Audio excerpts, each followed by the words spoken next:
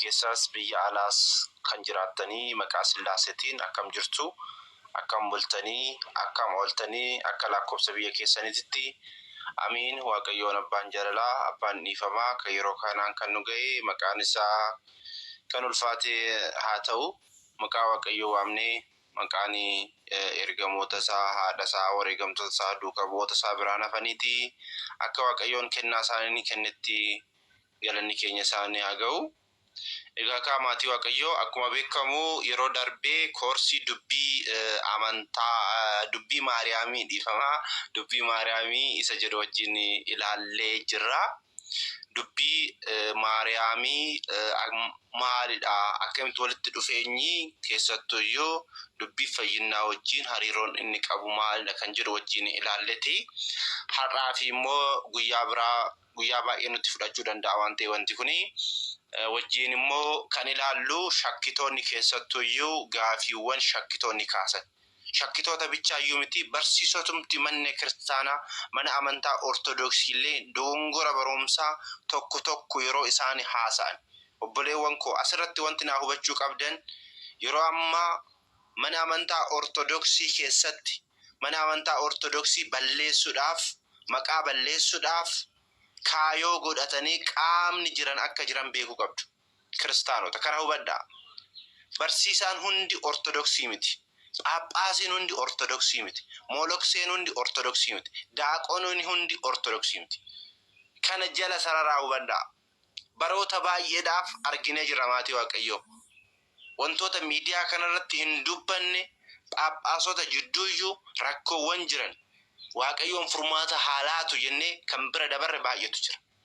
Kanaaf ani obboleewwan koo duraan dursee kan isin gaafadhu gooftaa keenya Iyyesuus Kiristoosiin haa ilaallu. Ibroota boqonnaa 3 lakkoofsa 1 irratti Kiristoosiin ilaalaa jedha. Namni Kiristoosiin ilaale dhugaa isiniin jedha. Dhugaan harkasaa jira. Ifti harkasaa jira. Daandiin harkasaa jira. Jireenyi harkasaa jira. In burjaaja'u. Sagalumaan hin beeka. Sagaluma dubbii isaatiin namni kun ortodoksii miti. Namni kun shakkituudha jedhee adda baasee beeka. Sagaluma isaatiin jechuudha. Kanaafidha gooftaan keenya Iyyesuus maal jedhee dubbate? Firii isaaniitiin isaan beektu jedhe. Firii isaaniitiin, dubbii isaaniitiin, haasaa isaaniitiin isaan beektu jedhamneerra waan ta'eef of eeggannoo guddaa godhamuu qaba. Keessattuu iyyuu dubbii Maariyaamii irratti namoonni baay'een kitaabolee baay'ee barreessanii jiru. Namoonni baay'een dubbii baay'ee dubbatanii jiru. Keessaallee alaanillee keessallee barreessanii jiru. Ortodoksuma fakkaatanii ala dhaabbatanillee immoo barreessanii jiru. Inni keessaa fi inni alaa waliigaltee gochuudhaan oduun isaan odeessan baay'eetu jira waan ta'eef jechuudha. Ammas irra deebi'een dubbaddaa yeroo darbee obboleettiin koo har'a yoo as jala jiraattanii hin beeku barumsa manni amantaa ortodoksii hin barsiifne barsiisaa ortodoksiitu na barsiisee jedha. Eenyu akka ta'e hin beeku ani. Yoosef har'a wajjin laalla har'a tokko isaati jechuudha. Yoosef dubroo Maariyaamii kan kaadhimate fuudhuudhaafi jedhee barsiisaan tokko koorsii na barsiisee jedha. Sagaleen kun sagalee mana kiristaana mana amantaa ortodoks tawaahidoo miti. Kun sagalee alagaati kun. Jala sarreetan dubbadhaan mallee. Sagaleen kun sagalee mana amantaa ortodoksiiti miti. Kanaaf guyyaa har'aa mee wajjin laalla. Kaadhimamaa inni jedhutti, hanga deessuutti inni jedhutti, ijoolleewwan jedha wajjin laalla. Maaliif ifa waan ta'eef jechuudha. Wangeelli ifa. Wangeelatu ifa nu baasa, bilisa nu baasa. Wangeelli jireenya waan ta'eef, wangeelaan boonna waan ta'eef, oduu qe'ee keessaatiin akka hin taane hubachuu qabdu kiristaanota. Kanaaf iyyuu dubroo Maariyaam irratti mee gaafiiwwan shakkitoonni kaasan mee wajjin haa ilaallu. Akkana jedhu warroonni shakkitoota. Inni jalqabaa dubroo Maariyaam jedhu gooftaa keenya Iyyesuus Kiristoos erga deesseen booda Yoosef fuudhee jira. Yoosef fuudhee immoo ijoollee baay'ee isaaf deessee jirti. Ijoollee dubroo Maariyaam deessellee ebelu jedhamu jechuudhaan haasa'u. Tokko. Isa kanaaf immoo ragaan keessan maali?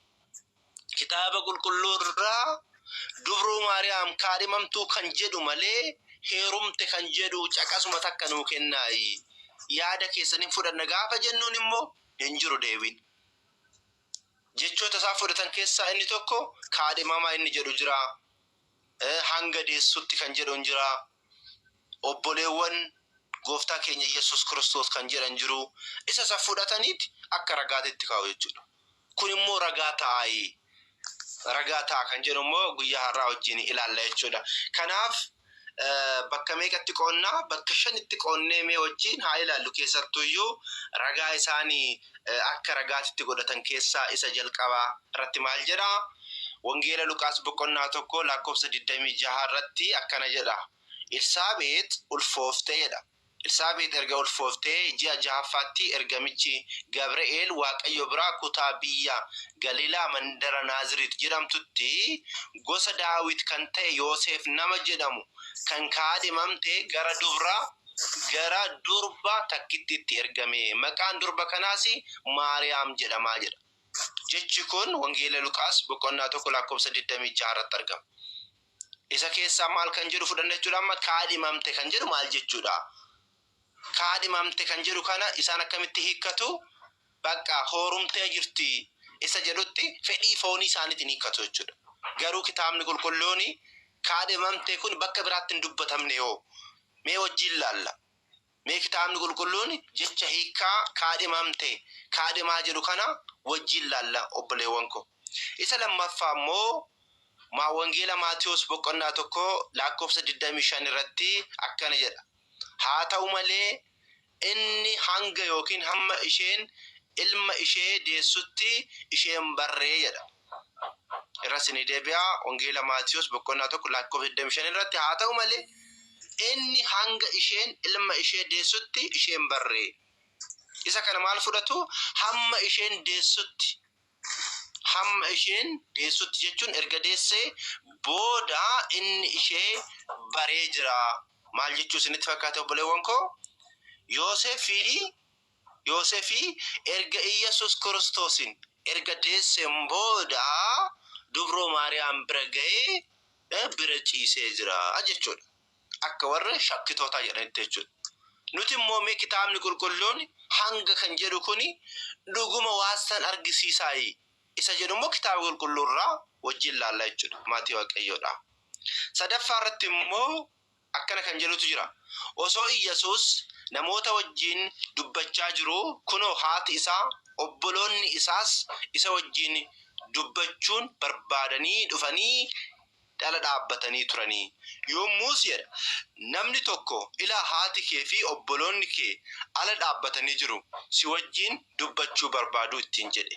Yesuus garuu deebisee namicha isaatiin himeen haati koo eenyu obboloonni koon eenyu fa'iidha jedhee harka isaas gara barattoota isaatti qabee kunoti haati koo obboloonni koosii jedhe. Wangeela Maatiyos boqonnaa 12 lakkoofsa 46 hanga 50. Wangeela Maarqos boqonnaa 3 lakkoofsa 31 hanga 35. As keessatti shakkitoonni maal fudhatu isinitti fakkaate? Haadhaa fi obboloota. Haadhaa fi laala fudhaa. Haadhaa fi obboloota jedhu bichaa fudhataniiti. Yesuus Kiristoos haadha qaba. Haadha qaba. Obboleewwan illee hin qaba. Obboleewwan kun immoo kan eenyuti jechuudha?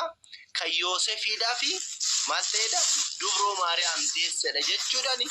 Fedhii foonii isaaniitiin kan kitaabni qulqulluun hin jenne, kan abboonni ragaan baane, kan duuka bu'uun hin dubbanne ofii isaaniitiin warri kaleessa dhufe oduu odeessu jechuudha maatii Waaqayyo. Asuma irrattuu gooftaan keenya Yesuus Kiristoos deebii laateefii jira. Odoo hubatanii, osoo beekanii. Ilaa haatii fi obboloonni kee yoo jedhaniini haati koo eenyudha? Obboloonni koos eenyu fa'iidha?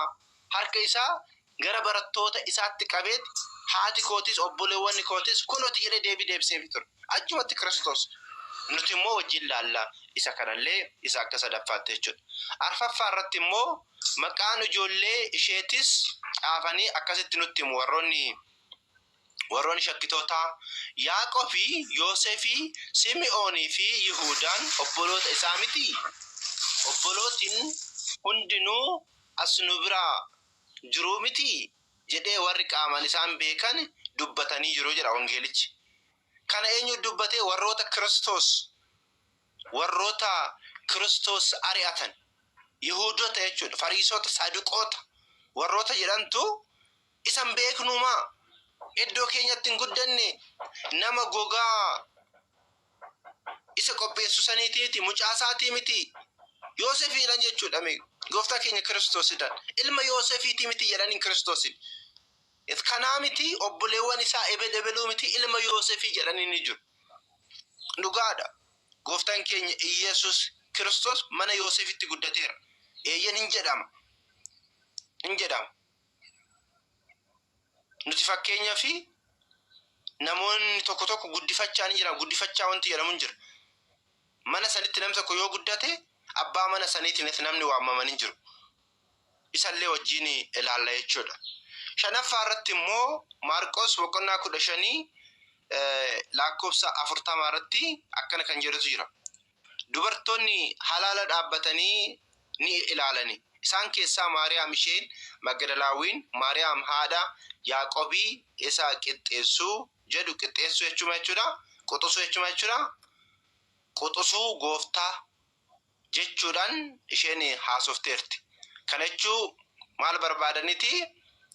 Quxisuu gooftaa keenyaaf quxisuu inni jedhame kun waan jiruufi dubroo Maariyaam ijoollee deesseerti jechuudhaan wantoota kanarratti wantoota amma kaabne kanarratti shakkitoonni hin dubbatu jechuudha. Mee amma immoo nuti kitaaba qulqulluu irraa tokkoon immoo wajjin ilaallu maatii Waaqayyo. Isa jalqabaa irratti Elsaabeet erga ulfooftee ji'a ja'affaatti ergamichi Gabri'eel Waaqayyo biraa kutaa biyya Galiilaa mandira Naaziriit jedhamtu gosa Daawit kan ta'e Yoosef nama jedhamuun kaadhimamte. Gara durba takkittitti ergame maqaan durba kanas Maariyaam jedhama kan jedhu wangeela Luqaas boqonnaa 1 lakkoofsa 26 hanga 27tti jiru immoo wajjin ilaallu. Laala wangeela kana kan nu barreesse wangeelli kun qulqulluun Luqaas Gabri'eel samiidhaa ergamee gara magaalaa Naaziriit ishee jedhamtu jechuudha. Iddoo haati keenya dubroo Maariyaam jiraattutti dhufee dubroo Maariyaamitti akka dubbate hundi keenya iyyuu hin beekna walumaa galatti jechuudha. Keessattuu iyyuu wangeelli Luqaas boqonnaan irra deebi'ee obboleettiin konatti fakkaata. Irra deebi'ee dubbisa. Elsaabeet erga ulfooftee ji'a ja'affaatti ergamichi Gabri'eel Waaqayyo biraa kutaa biyya Galiilaa mandara Naaziriit jedhamtutti gosa Daawit kan ta'e Yoosef nama jedhamu kan kaadhimamte gara durba takkittitti ergame. Maqaan durba kanas Maariyaam jedhama jechuudhaan wangeela Luqaas boqonnaa 1 lakkoofsa 26 irratti hin dubbata jechuudha. Maariikaa as keessatti amma kaadhimamaa isa jedhu kana fudhannee ilaalla. Dogongorri guddaan asirratti waan jiruufi kaadhimamaa inni jedhu kuni maal jechuudha? Dhuguma Yoosef dubroo Maariyaam fuudhuudhaaf kaadhimate immoo erga Iyesuus Kiristoos deesseen booda ijoollee irraa godhateera kan jedhu immoo kitaaba qulqulluu irraa ilaalla maatii Waaqayyo. Kanaaf kitaabni qulqulluun kaadhimaa isa jedhu kana hiika maaliitiin hiikaa isa jedhume wajjin haa ilaalu kitaaba qulqulluu irraa jechuudha. Kaadhimaa jechi jedhu kun immoo bakka biraatitti hin dubbatamne isa jedhullee wajjin ilaalla jechuudha. Jala sararree garuu duraan dursinee kan beekuu qabnu jechi kaadhimaa jedhu kun hiikaan isaa maalidha yoo jenne tiksuu, eeguu, kunuunsuu jechuudha. Malee fuulduratti fuudhuudhaaf inni jedhu sun dogongoraadha jechuudha. Hiika biraa qaba akka kitaaba qulqulluutti garuu akka kitaaba qulqulluu wajjin ilaalla waan ta'eef jechuudha. Kanaaf dubroo Maariyaam Yoosefii heerumtee jirti warroonni jedhanii haasa'anii Yoosef nama jedhamuuf kan kaadhimamte inni jedhu koo fudhataniiti jechuudha. Kanaafuyyuu jalqaba irratti kaadhimaa jechuun maal jechuudha? Giftiin keenya qulqulleettiin dubroon Maariyaam waggaa 15 jechuudha mana qulqullummaa keessaa akka turte hin beekama. Waggaa 12 mana qulqullummaa keessa turte. Waggaa 3 immoo maatii bira turte. Waggaa 15 gaafa isheen geessu garuu Yihuudoonni jechuudha. Ayhuudonni warroonni achi jiranii mana qulqullummaa keenya keessaa haa baatu jedhanii luba Zakkaariyaas nama jedhamu nama Waaqayyo nama ta'etti itti dhiyaatanii itti dubbatan. Sababni isaatillee maalidha? Shamarri tuni umrii 15 ol erga geesseen boodatti laguu arguu dandeessi. Laguu yoo argite immoo mana qulqullummaa keenya ni xureessiti. Barakaa kumoofaa keessatti akkasuma akka dubbatu. Leewwota boqonnaa 12 yoo dubbiftan waa'ee kanaa argachuu hin dandeessu. Leewwota keessattuu yoo dubbata waa'een kanaa jechuudha. Isarratti ka'anii jechuudha. Kanaaf lubni Zakkaariyaasis marii isaanii kana dhaga'ee gadda guddaadhaan gara isheetti seenuudhaan yaa qulqulleettii Israa'el waa'ee jireenya keetii kun maal wayyaa jedheen. Eenyudhaan? Dubroo Maariyaamiin. Adaraatu itti kenname, waadatu itti kenname. Laala waggaa 3tti maatiin Haannaa fi Iyyaaqeem Zakkaariyaasitti kennan dabarsanii to jechuudha. Amma rakkateen kanaaf dubroo Maariyaamitti deemee yaa qulqulleettii Israa'el waa'ee jireenya keetii kun maal wayyaa jedheen. Isheenis Waaqayyo malee kan biraa wannan hin beekneef gara Waaqayyo naaf kadhadhu jette dubroo Maariyaam. Laala ani Waaqayyo malee waan hin beekneef Waaqayyoon abdaddee mana kanatti galee mana qulqullummaa isaatti galee waan ta'eef Waaqayyo naaf kadhadhu jetteen. Eenyudhaan? Zakkaariyaas. Zakkaariyaasis uffata lubaa uffatee gara mana qulqullummaatti galuudhaan yaa Waaqayyo gooftaa Israa'el hoo kabajamtuu fi ulfinna qabeetti kan taate daa'ima kana akkaman godhu maal gochuutu naan mala? Humnan qabu eessa haa godhu eessa haa geessu jedheen jechuudhaan gara Waaqayyootti yeroo kadhatu Waaqayyoos akkas jedheen jedha. Kuni barumsa mana amantaa Ortodoksiiti. Barumsi manni amantaa Ortodoksii dogmaa qannoonaa darbaa darboo qabdi waan ta'eef darbaa darboodhaan manni amantaa Ortodoksii barumsa isheen barsiiftudha jechuudha. Harisanii sanaan booda maal godhe? Gara Waaqayyootti kadhannaa taasise.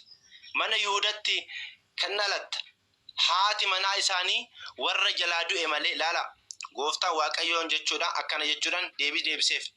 Kadhatu Waaqayyoos akkas jedheen mana Yihuudatti kan dhalatanii haati manaa isaanii warra jalaa du'e ulee isaanii walitti qabuudhaan maqaa isaanii irratti barreessi. Mana qulqullummaa keessa kaa'i irratti kadhachaa buli. Abbaan ulee mallattoon irratti mul'ate isheen kan kaadhimatu yookiin kan eegu jedheen. Laala maatii Waaqayyo akka salphaatti Yoosef dubroo Maariyaamii Yoosefitti hin kennan. Akkuma cimjenneetuma miira keenya ni miti kanaa sobnu maatii Waaqayyo. Sagalee Waaqayyo maal nuun jedhe? Abboonni maal nu barsiisan? Akkasitti dabarsiisuu kan qabnu, dubbachuu kan qabnu malee kitaabni qulqulluurra waan jiraateef miti. Kitaabni qulqulluun mana kiristaanaatiin alamee bu'aa tokko hin qabu. Kitaaba qulqulluu kan nu kenne mana kiristaanaati. Qopheessee manni kiristaana nu kennite. Manni kiristaana waan dubbattuudha kan irra caalatti dhaga'uu qabnu. Mana kiristaana kitaaba qulqulluu kan hiiku. Aangoon hiikuma andimtaa jechuudhaan. Manni kiristaanaa kitaaba qulqulluu kan hiiktu mana kiristaanaatiidha. Aangoo mana kiristaanaa beekuu qabna jechuudha. Kanaaf akkana jedhee Waaqayyoon innis akkuma ajajametti laala ulee namoota qabaadha laala ulee namoota 1,985 kun mana tokko ni ijaaru. Zakkaariyaas jechuudha. Ulee 1,985 walitti qabee mana qulqullummaa keessa kaa'e. Irratti kadhachaa yoo bulu ganama ulee Yoosef akka ulee Aaronii osoo hin dhaabin biqiltee bishaan osoo hin dhobaasin daraartee lalistee firii horattee jedha. Waaqayyoof galanni haa ta'u. Kana sagalee Waaqayyoo manni kiristaanaa Ortodoksii kan nu barsiifte. Yeroo kana ka Zakkaariyaas gammadee yaa Yoosef Maariyaamin eegi jedheen. Kaadhimadhu hin jenneen Yisri immoo Yoosef. Zakkaariyaas yaa Yoosef Maariyaamin eegi kan jedhu irratti barreeffamee argamee jira. Maal irratti? Ulee san irratti. Kun hojii Waaqayyooti kun dinqii Waaqayyo hojjeteera. gugeenis dhuftee mataa isaa irra teesseera. Gugeen yookiin makoodiyan sun jechuudha. Gugeenis dhuftee mataa isaa irra teesse. Carraas gaafa kaasan isaa bu'e. Sababoota sadan kun isaaf lakkaawame. Eenyudhaaf? Yoosefiidhaaf lakkaawame. Kunis fakkeenya mataa isaa qaba. Ilaa maatii Waaqayyo akkuma salphaatti miti wantichi kan godhan. Kaadhimamaa kan jedhamu jechuudha. Uleen fakkeenya dubroo Maariyaamiti.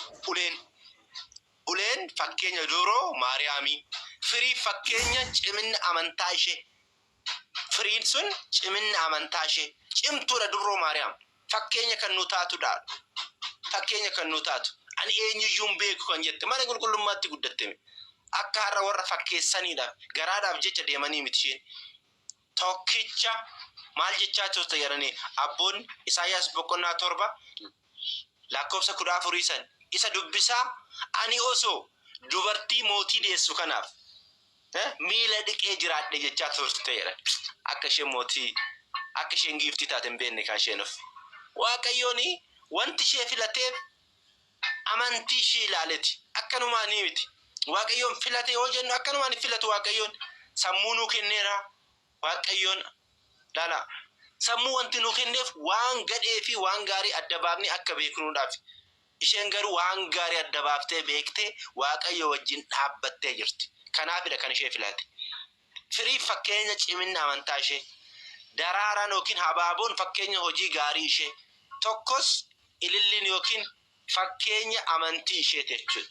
Firiin fakkeenya Waaqaa du'uu isheeti jechuun abbootii beektonni amantaa akkasitti nuuf hiikuu jechuudha. Kanaaf luboonnis manguddooni Yoosef manguddoodha. Manguddoo maal jedhama? Luboonnis manguddoon Yoosefiin Waaqayyorraa arganne kan sitti kennine fudhu eegii hin tuqin jechuudhaan itti kennan.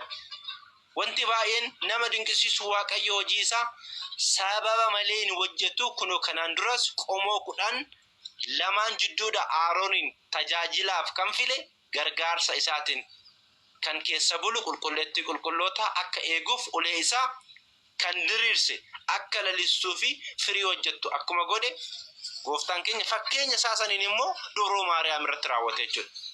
Seera lakkoofsaa boqonnaa 17 yoo dubbiftan seenaa Aaroonin argachuu hin dandeenya jechuudha. Kanaaf abbaan Hiriyaaqos isaan jedhamanii mana amantaa keenyatti keessatti abbaa sirriitti beekamaadha.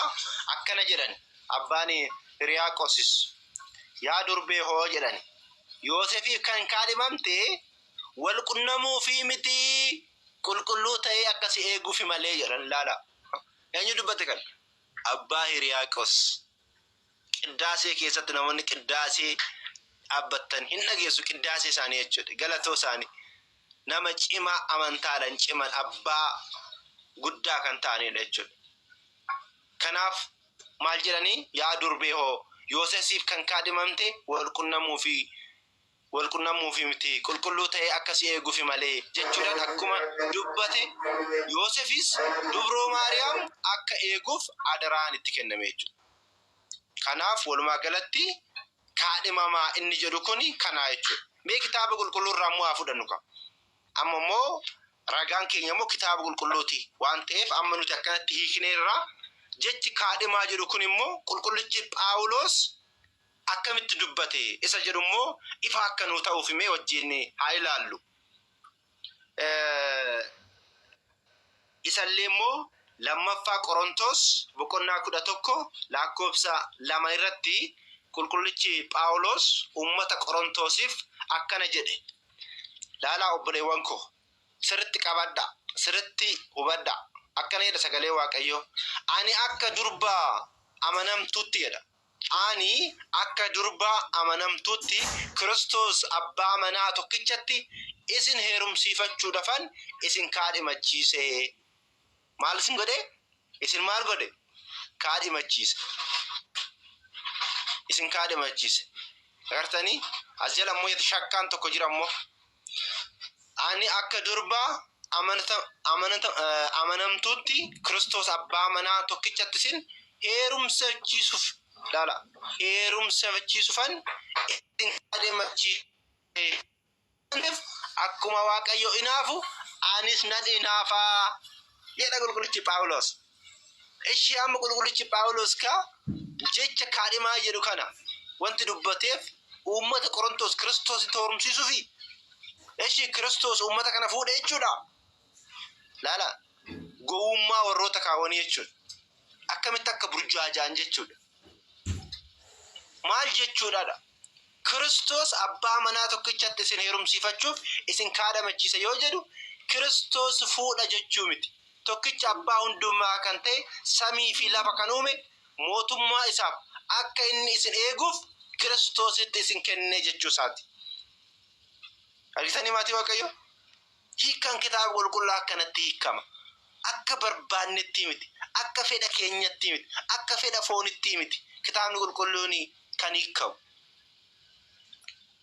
Bakka jecha kaadhimaa jedhu kana bichaa waan argineef heeruma jenneetu akkatti deemuu qabna. Eshi yoo akkasitti fudhatan gaa warri shakkitoota akkasitti fudhatu yoo ta'e qulqullichi Phaawulos kaadhimachiise kan jedhu kana uummata Qorontos eshi Kiristoositti horumsiise jechuudha. Nuuf haa deebisan ka deebii kana akka fedha isaaniitti yoo hiikatan jechuudha. Kanaaf qulqullichi Phaawulos maal jechuudha? Kiristoos abbaa manaa tokkichatti isin heerumsiifachuusaan isin kaadhimachiise yoo jedhu Kiristoositti isin heerumsiise osoo hin taane tokkicha abbaa hundumaa kan ta'e samii fi lafa kan uume mootummaa isaaf akka inni isin eeguuf Kiristoositti isin kenne jechuusaa akka ta'e. Inni biraa immoo misirroo Kiristoos isin taasiseera jechuusaati. Misirroo eenyu? Misirroo Kiristoos. Raajichi Hosees akkana raajii isaa keessatti yoo dubbatu maal jedhee dubbata? Ani yeroo hundumaaf jedha. Ani yeroo hundumaaf kan koo akka taakuuf laal. Ani yeroo hundumaaf kan koo akka taatuufi si kaadhimadheeraa. Argitanii maatii Waaqayyo? Ani yeroo hundumaaf kan koo akka taatuufi si kaadhimadheeraa. Qajeelina dhugaa jaalala oo'as argisiisuudhaan kan koo si godhadhaa. Amanamummaa argisiisuudhaafis kan koo isin godhadhaa. Sin kaadhimadhaa. Atis ana Waaqayyoo kee bartee ni hubatta jechuudhaan Hosee boqonnaa 2 lakkoofsa 19 irratti in dubbata jechuudha maatii Waaqayyo. Mee ilaala. Hosee boqonnaa 2 lakkoofsa 19 irratti jechuudha. Maalin godhe? Ani yeroo hundumaa kan koo akka taatuuf si kaadhimadheera. Maal jechuudha si kaadhimadheera jechuudha? Fuudha jechuudha ree. Akka warri shakkitoota warri burjaajaan jedhanitti jechuudha. Akkasii miti. Asirratti Waaqayyo uummata isaa kaadhimadheera jechuun isaa maal jechuudha? Uummata fuudha jechuu miti. Waaqayyo hin fuudhus hin heerumis waan ta'eef jechuudha. Waaqayyo si kaadhimadheera kan koo si godheera jedhee dubbachuun isaa cubbuu akka warra Saadoomii fi Gomoraa biyyattii sana keessatti raawwachaa waan turaniif dheekkamsa itti roobsee ture. Boodas garuu Waaqayyo waamicha dhiifama uummataaf dhiyeesse. Kana booda isin hin balleessu, isin kan kooti kaadhimaa koo isin godheera jechuusaati. Laala Waaqayyoon jechuudha. Isin hin balleessu ammaan booda, isin ijoollee kootiidha, kaadhimaa kootiidha. Isinan eega, isinan kunuunsa malee isin hin balleessu jechuusaati. Isin balleessu jechuusaati. Inni biraa immoo boodas garuu Waaqayyo waamicha dhiifama uummataaf dhiyeesse. Kana booda isin hin balleessu, isin kan kooti kaadhimaa koo isin godheera jechuusaati. Dabalataanis wangeela Maatiyos boqonnaa 2 lakkoofsa 13-14 irratti akkana jedha. Ergaa jarri biyya isaaniitti sokkanii immoo kunoo ergamaan gooftichi tokko abjuudhaan Yoosefitti mul'ateera. Eenyutti mul'ate? Yoosefitti mul'ate. Kai mucichaa fi haadha isaa fudhadhuuti biyya Gibxitti baqadhu. Herodos mucicha ajjeesuudhaan waan barbaaduuf amman sitti himutti achuma turitti hin jedhe. Asirratti ergamaan Waaqayyoo Gabri'eel Yoosef abjuudhaan mul'ate. Daa'imichaa fi haadha isaa fudhadhu baqadhu ittiin jedhe malee mucaa keetii fi haadha manaa kee fudhadhuu baqadhu hin jenneen. Asirumatti jechuudha. Haaluma wal fakkaatuun ergaa Herodos du'ee boodas ergamaa Waaqaa ammas Yoosefitti mul'achuudhaan warri lubbuu mucichaa barbaadan du'anii jiruuti jedha laala. Kai mucaa fi haadha isaa fudhadhu biyya Israa'el dhaqii ittiin jedhe. Kana irrattis inni ka'ee mucichaa fi haadha isaa fudhatee gara biyya Israa'el ni dhaqee jedha. Wangeela Maatiyos boqonnaa 2:20 irratti jechuudha. Guutumaa guututti hariiroo fuudhuu fi heerumuu isaan lamaan jidduu hin jiru jechuudha. Laala. Sagalee Waaqayyootirraa akka hubannutti, sagalee Waaqayyoo akka nutti himutti, akkuma gubbaarraa caqasoota lamaan qulqullichi Phaawulosii fi Hoseen akka dubbatanitti jechi kaadhimamuu jedhu kuni maal jechuudha? Eeguu, tiksuu, kunuunsuudha jechuudha. Kana sagalee Waaqayyootu dubbata jechuudha. Warri shakkitoota eeyyanii heerumuudhaaf yoo jedhan caqasa tokko nu waa kennan. Caqasa lamaan barbaadnu nuti. Sadiillee hin barbaadnu. Takkitti nu waa kennan. Dubroo Maariyaam Yoosefitti heerumte kan jedhu. Hin qabanni. Eessaa fuudhan? Eessaa fuudhan? Kitaabni qulqulluu ka Ortodoksiiti. Kanaaf akkasitti hubachuu qabna kiristaanota. Keessattuu walumaa galatti jechi kaadhimaa jedhu akka afaan warra Ibrootatti yoo ta'u gara afaan Oromootti yommuu hiiknu eegduu, tiksee jechuudha. Akkuma aadaa biyya keenyatti fudhame namni tokko intala takka kaadhimate jechuun fuudha jechuu miti.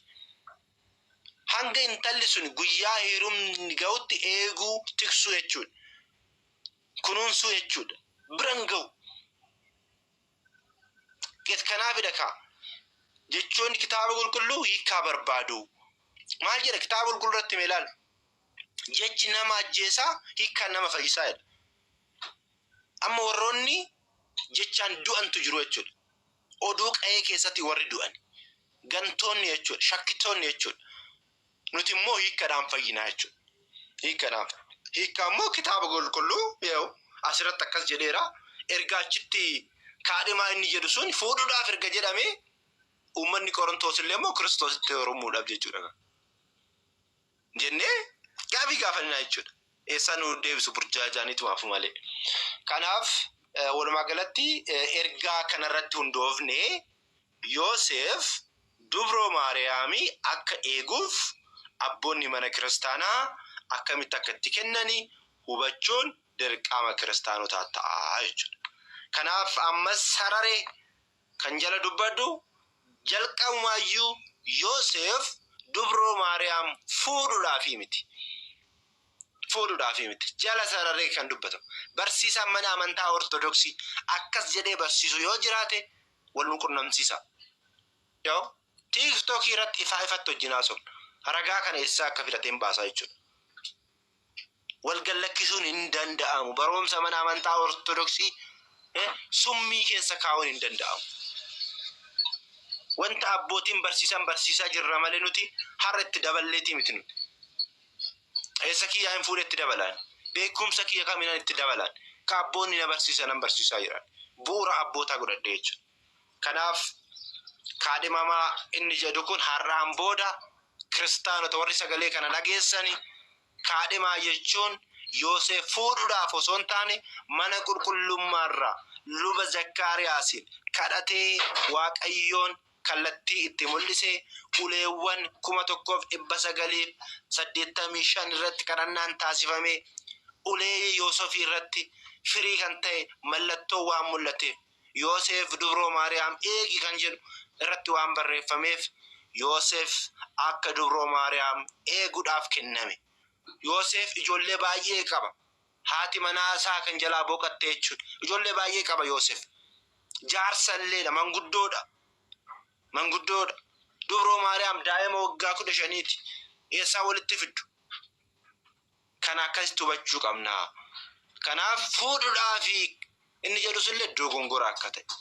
Bakka Waaqayyo irraa kenname mana qulqullummaatiirraa akka eeguuf kenname eeguu tiksuu jechuudha. Walumaa galatti kaadhimaa inni jedhu kun tiksuu eeguu.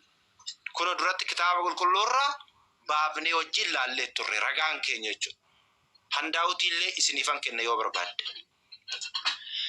Kana asirratti dhaabna jechuudha. Ammaan booda gaafiin kun ka'uus hin qabu jechuudha. yoo na gaafattanillee isiniif hin deebisuan. Bakka hubachuudha. Yoo hubachuu baattan immoo mirga keessanii jechuudha. Barumsa manni amantaa Ortodoksii barsiiftuu sagalee kana waan ta'eef jechuudha. Lammaffaa immoo wajjin ilaalla. Lammaffaa irratti immoo ilma ishee hangafa hanga deessutti hin beekne hin barree jedhu immoo ammallee maal jechuu barbaadaniiti? Erga ilma deesseen boodatti Yoosef Dubroo Maariyaam baree jira jedhanii kaasummoo warroonni shakkitoota ammallee. Mee ilaala. Ilma ishee hangafa hanga deessutti hin barree. Jechi kun kitaaba qulqulluu keessatti akkamitti dubbatama? Akkamitti hiikama? Kan jedhume ilaalani. Bakka wanti itti dhufe san fudhatanii fiiguu bichaan. Akkasii miti maatii Waaqayyoo. Akkasitti miti. Dursa kaakuu moofaa keessatti jechoonni kun baratamee jiraayi. Akkamitti dubbatamaa ture? Akkamitti hiikamaa ture? Kan jedhu ilaallamuutu nu barbaachisa jechuudha maatii Waaqayyoo. Kanaaf namoonni baay'een ilma ishee hangafa hanga deessutti hin beekne yookiin hin barre jedhu kana fudhatanii dogongora guddaa keessaa waan seenaniif isa kanallee immoo kitaaba qulqulluu irraa wajjin haa ilaallu. Qulqullichi Maatiyos wangeela isaa irratti yoo barreessu ilma hangafa ishee hanga deessutti isheen barree hima jedhu namoonni akka jedhanitti Dubroo Maariyaam erga Yesuus deesseen booda Yoosef wajjin fedhii foonii raawwattee ijoollee biraas deessee jirti. Isa jedhu akka ragaatti godhatu jechuudha. Akka ragaatti kitaaba wantoota sana bicha akka ragaatti godha waan biraallee hin qaban immoo nama ajaa'iba. Kanaaf maal godhu kaayoo gowwaa yoo dogongora irraa deddeebineetuma deemuudha malee wanti goon hin jiru. Mee akka kitaaba qulqulluutti hangafa inni jedhu maalidha? Hanga inni jedhu maalidha? Hin beekne inni jedhu immoo maalidha? Tokko tokkoon immoo adda baafnee haa dubbannu qaba.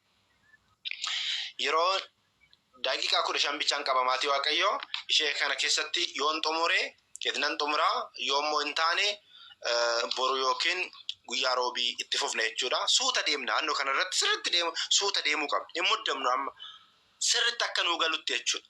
Akka nuu galutti. Kanaaf hangafa jechuun maal jechuudha ree? Amma irran deebi'eessinii nan dubbisa yeroo tokko ilma hangafa ishee hanga deessutti isheen barre. Kan jedhu kun hangafa jechuun maal jechuudha? Hanga kan jedhu kun maal jechuudha? Hin beekne yookiin hin barre jechuun immoo maal jechuudha?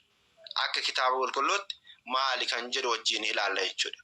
Isa jalqabaa irratti hangafa jechuun maal jechuudha? Hangafa jechuun jalqaba irratti gadaamessa haadhaa kan bane yookiin kan saaqee bahe jechuudha. Hangafa jechuun hin beektu miti reessin hundi keessan iyyuu hin beektu.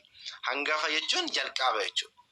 Seera ba'uu boqonnaa 13 lakkoofsa 2 Waaqayyo Museedhaan ijoollee Israa'eloota biratti nama keessaa beelladoota keessas garaa haadhaa isaa kan banu hangafa hundaa naaf qulleessi inni kan kootidha jedheera.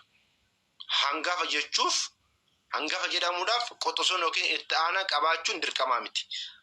Yaa maatii Waaqayyoo wanti hubachuu qabdan namni tokko hangafa jedhamuudhaaf dirqama qoxosoon jiraachuu qaba inni jedhu hin jiru. Barumsi mana amantaa Ortodoksii barumsi akka hangafa jechuun jalqaba bakka jalqaba kan dhalate hangafa jedhama walumaa galatti jechuudha. Ilaala kitaaba qulqulluu irraa waan ta'eef jechuudha. Barbaachisummaa inni jalqaba gadaamina haadha isaa banee yookiin saaqee bahe itti aanaa qoxosuu yoo qabaates qabaatu baates hangafa jedhama walumaa galatti. Kan gadaamessa haadha jalqaba saaqesan jechuudha. Isa kana immoo seera ba'uu boqonnaa 34 lakkoofsa 20 seera lakkoofsa boqonnaa 3 lakkoofsa 12 hubachuun hin danda'ama jechuudha. Kitaaba qulqulluu hubachuun dirqama keenya waan ta'eef jechuudha maatii Waaqayyoo. Kanaaf hangafa inni jedhu sun jalqaba gadaamessa haadhasaa kan saaqee kun immoo dirqama qoxosuu qabaachuu qaba inni jedhu suni sirrii akka hin taane hubatamuu qaba jechuudha. Kanaaf kitaaba qulqulluu irraa mee wajjin haa ilaallu. Inni jalqabaa seera ba'uu boqonnaa 13 lakkoofsa 1 irratti akkana jedha. Waaqayyo Museedhaan ijoollee Israa'el biratti nama keessayis beelladoota keessayis gadaamessa haadha isaa kan banu hangafa hundaa anaaf qulqulleessii kan kootii jedhe. Laala ragaan keenya inni jalqabaa kanadha jechuudha. Beelladoota keessayis nama keessayis dirqama quxisuu qabaachuu qaba. Kan itti aanee dhufu jiraachuu qaba hin jenne Waaqayyoon. Akkuma jedheen gadaamessa haadhaa kan banu hundi hangafa jedhama. Kana jechuun garuu namni hangafa jedhamu kun dirqama quxisuu qabaachuu qaba jechuu miti. Kitaabni qulqulluun kanuma kan ibsu tokko qofas yoo ta'e quxisuu kan qabu taanan, kan hin qabnes taanan, kan qabus ta'e taananis hangafa jedhamee akka waamamu nuuf ibsa jechuudha. Qulqulluun Phaawulosis Ibroota boqonnaa 1 lakkoofsa 6 irratti isuma nuuf ibsa jechuudha. Hangafa jedhamuu isaa quxisuun kan hin qabne ta'uu isaa armaan olitti akkuma ilaalame qulqulluun Yohaannis Wangeelaawiin Wangeela Yohaannis boqonnaa 1 lakkoofsa 18 irratti illee akkana jedha. Iyesuus Kiristoos quxisuu kan hin qabne nu hubachiisuudhaaf akkas jedhe. Ilma ishee hangafaa jedha. Eenyuudhaaf? Dubroo Maariyaamiidhaaf. Ilma ishee hangafa jechuun Dubroo Maariyaam kan biraa deessee jirti jechuu miti. Uumama addunyaa dura kan ture, addunyaa fi uumamtoota isaa jiran kan uume Waaqa jalqabaa fi dhuma kan hin qabne Waaqayyo Iyesuus Kiristoos kan deesse jechuu isaati malee. Kanaaf haala kanaan hubachuu qabna jechuudha. Gama biraatiin beektonni mana kiristaanaa waa'ee hangafummaa Gooftaa keenya Kiristoos haala sadiidhaan ibsu jechuudha. Inni jalqabaa dhaloota isaatiin uumamuu addunyaan dura haadha malee abbaa irraa, booda Dubroo Maariyaam irraa malee abbaa irraa. Jalqabaa haadha malee abbaa irraa, booda garuu addunyaa fayyisuudhaaf haadha malee abbaa irraa. Kanaanis kan isa dursu, kan isa hordofu, quxisuun isaa kan hin qabne tokkicha mooticha Qaraaniyoo akka ta'e manni kiristaanaa hin barsiifte jechuudha. Inni lammaffaan immoo du'aa ka'umsa isaatiin lubbuu kaasuuf aangoo nan qaba jedhee Wangeela Yohaannis boqonnaa 10 lakkoofsa 18 irratti akkuma dubbate hangafa Gooftaan keenya Iyesuus Kiristoos. Akkuma jedhee dubbate aangoo isaa warra du'an kaasuu isaan, aangoo isaan gargara baasuu isaan warra du'aniif hangafa jedhameera. Warra du'aniif eenyutu hangafa? Gooftaan keenya Iyesuus Kiristoos. Kanaan kan isa dursu, kan isa booda jiru, kan isaan qixxaatu gonkumaa kan jirre dubbatanii jechuudha hayyoonni mana kiristaanaa. Inni biraa immoo lubbuu koo anaan gargara baasuudhaaf aangoo nan qaba. Akkuma jedhe aangoo isaa kanaanis morkataa kan hin qabneef hangafa jedhameera jechuudha. Kanarratti hundaa'uudhaan manni kiristaanaa keenya hangafummaa Gooftaa keenya Iyesuus Kiristoos gadi qabdeetoo hin barsiifte jechuudha. Egaa erga kana jenne immoo ragaan kitaaba qulqulluu hoo hin qabna yoo jenne eeyyan hin qabna maatii Waaqayyoo. Hangafummaa Iyesuus Kiristoosin mee Ibroota Roomee boqonnaa 8 lakkoofsa 29 irratti akkana jedha. Ilmi obboloota isaa baay'ee jidduudhaa hangafa ta'uuf. Ilmi obboloota isaa baay'ee jidduudhaa hangafa ta'uudhaaf jedhee Roomee irratti hin dubbata.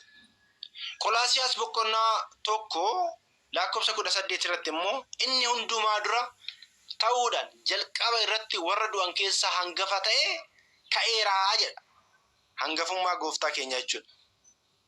Inni biraa immoo bara booda qaamni jecha Iyesuus Kiristoos Dubroo Maariyaam irraa fooniin dhalatu abbaa isaa wajjin dura kan ture, bifaan abbaa isaa kan fakkaatu, amalummaa isaan isa wajjin kan wal qixxaatu, wanti samii keessa jiruu fi wanti lafa irra jiru hundinuu warri teessoo irra taa'anii fi warri mootummaa qaban, warri bantii samii keessa gooftummaa fi aaboo qabu jedhaman sodaattummaadhaan kan isaaf uumaman wanti hundinuu karaa Iyesuus Kiristoos uumamee isaanifis uumamee inni hangafa hundumaa duraattidha jechuudhaan Qolaasiyaas boqonnaa 1 lakkoofsa 15 hanga 17 irratti ragaa nubbaa jechuudha. Qulqullichi Phaawulos jechuudha. Ammallee Qorontos tokkoffaa boqonnaa 15 lakkoofsa 20 irratti akkana jedha. Amma garuu Kiristoos warra du'an keessaa hangafa ta'ee ka'eeraa jedha. Kana jechuun namoonni biraa kaan jechuudha hangafa yoo jennu. Dhala maatii Waaqayyo waa malee fi miti caqasa kana inni dheeraa jiru siniif. Amma garuu Kiristoos warra du'an keessaa hangafa ta'ee ka'eera yoo jedhu warri duraan kaanii jiru jechuudha. Miti du'a moo'ee kan ka'e isa bichaadha waan ta'eef jechuudha. Warroota kaawwan isatu kaase Kiristoos kaase. Kanaaf kitaaba qulqulluu hubachuun kitaaba qulqulluu beekuun akkanatti nu gargaara jechuudha maatii Waaqayyoo. Kanaaf qoxosuu inni hangafa jedhu dirqama qoxosuu qabaachuu qaba wanti jedhamu hin jiru jechuudha. Kanaaf haala kanaan hubannee haala kanaan beeknee deddeebi'uun hunda keenyarraa eegama jechuudha maatii Waaqayyoo. Inni biraa immoo jecha hanga jedhu.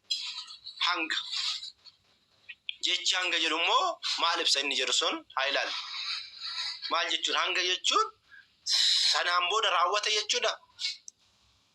Isa jedhu immoo wajjin ilaallee kaaniti yasdhaamnaa amma sa'aatiin na laannachaa jira.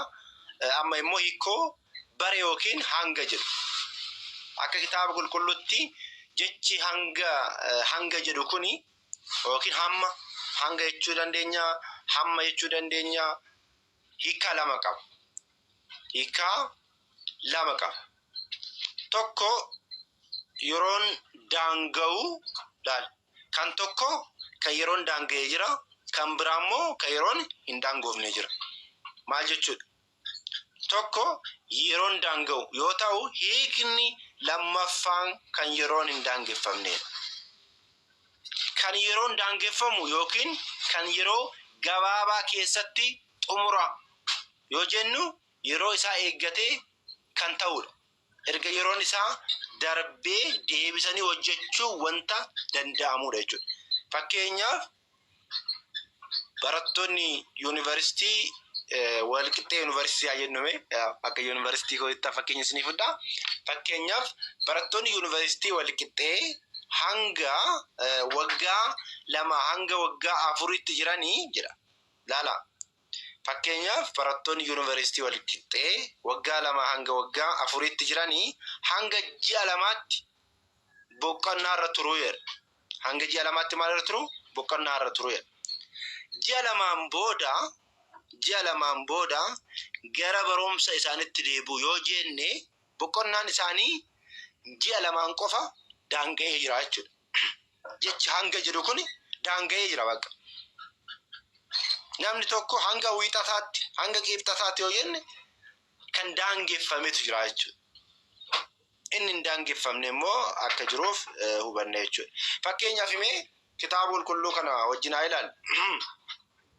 Noohi guyyaa 40 booda foddaa doonii isaa banee quraas gara addunyaatti ergeera. Innis ba'ee bishaan hanga lafarraa gogutti hin dubbanne jedha. Asirratti hanga gogutti hin dubbanne jechuun gonkumaa hin deebine jechuudha. Achumaan badee jechuudha quraan.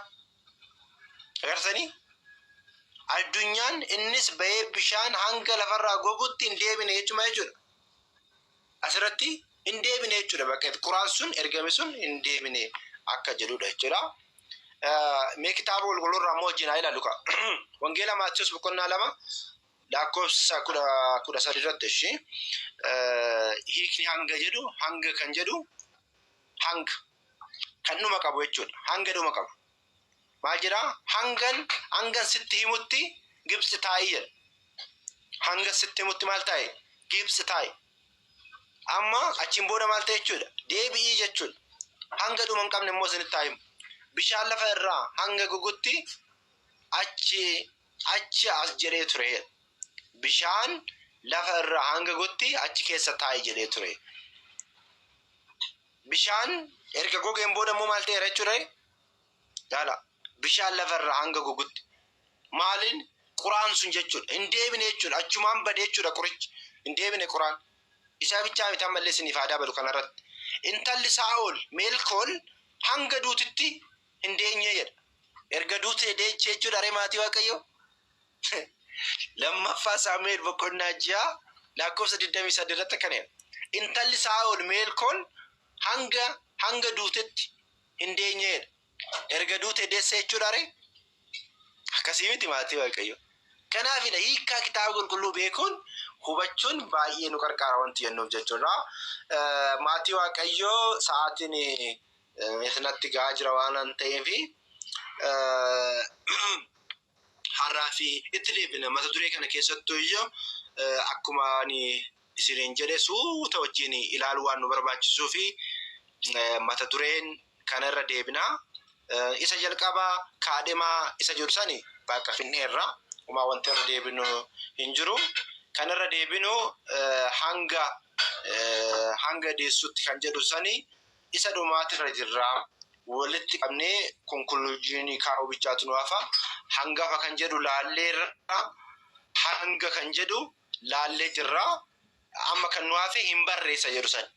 Amma isaanii hin beekne hin barre jedhu kuni akka walqunnamtii saalaa raawwatanii itti fudhatanii warroonni shakkitoota waan haasa'anii fi isa san immoo kitaaba qulqulluurraa hin beekne hin barre jechuun dhuguma walqunnamtii saalaa dhaafii yetu waan jedhamu san immoo kitaaba qulqulluurraa fuunee wajjin ilaalle kaaneti erga isa tumurreen boodatti immoo maatii Waaqayyoo Taammira Maariyaamii irratti immoo warroonni shakkitoota gaaffii kaasan waan jiruuf isa wajjin ilaalla jechuudha. Kanaaf akkana hubannu hin barre jechuun walumaa galatti hiikkasaa bichaa isinitti taa'imu. Hiikkasaa bichaa isinitti taa'imu maatii Waaqayyoo dhiifama wajjin itti nama muddama waan dandeef jechuudha. Hubatee galeef jechuudha. Hiikkaan isaa hubatee galeef jechuudha. Isa kanallee kitaaba irraa haalaallu. Seera uumamaa boqonnaa 9 lakkoofsa 24 irratti Noohi jedha. Noohi daa'ii wayinii dhugee machii keessaa yeroo dammaqu waan mucaan isaa xiqqoon kaam irratti wajjate ni baree jedha. Gaala ni baree mucaa isaa wal qunname jechuudha. Akka warri ollaa keenyaa jiranitti akkasii miti hin baree hin beekee jechuudha. Hin baree hin beekee jechuudha. Hiikkasaati. Hiikka biraallee hin qaba baazawee. Wal argee wal qunnamee qunnamtii saalaallee raawwate kan jedhu hiikka qaba jechi kun. Seera uumamaa boqonnaa 4 lakkoofsa 1 irratti Addaam Hewaan bare jechuun Addaam Hewaan bira ga'ee wal qunnamtii saalaa raawwatanii jiru jechuudha. Hiikkaan inni lammaffaan. Nuti immoo hiikkaa isa jalqabaa hubatee galeefi jechuudha. Yoosef dubroo Maariyaamin maal godhe jechuudha hin bare akka isheen hafuura qulqulluudhaan deesse. Akka isheen qaama biyya yookiin qaama foonitiin akka hin taane hojii Waaqayyoo akka ta'e hin baree hin beekee akka ta'edha. Maatii Waaqayyoon abbaan jaalalaa abbaan niifamaa jidduu keenyatti taa'ee kan nu barsiise kan nu gorfate galanni isaa fi haa ta'u. Yeroo itti aanutti immoo Taammira Maariyaamii keessatti wantoota barreeffaman wajjin ilaallaa. Isa amma dhumarratti haasa'e kanallee akka yaadannootti wajjin kaasnaa. Maatii Waaqayyoo ijoolleen Ortodoks Tawaahidoo manni amantaa Ortodoksii maal barsiifti kan jedhu sagalee mana kiristaanaa bichaa dhaga'uutu nurraa eeggama. Adda baafnee beekuu qabna. Yeeyyiiwwan baay'eetu jiru. Shakkitoota baay'eetu jiru. Isa san immoo hubachuudhaan amantaa keenya hin ceemne dhaabbachuutu hunda keenyarraa eeggama. Nageenyi Waaqayyoo iddoo jirtanitti isin wajjin haa ta'u. Nama 29tu onlaayinii kanarra jira. Baay'ee gaariidha. Sirriitti cimuu qabdu. Wal kakaasaa, wal jaalladhaa.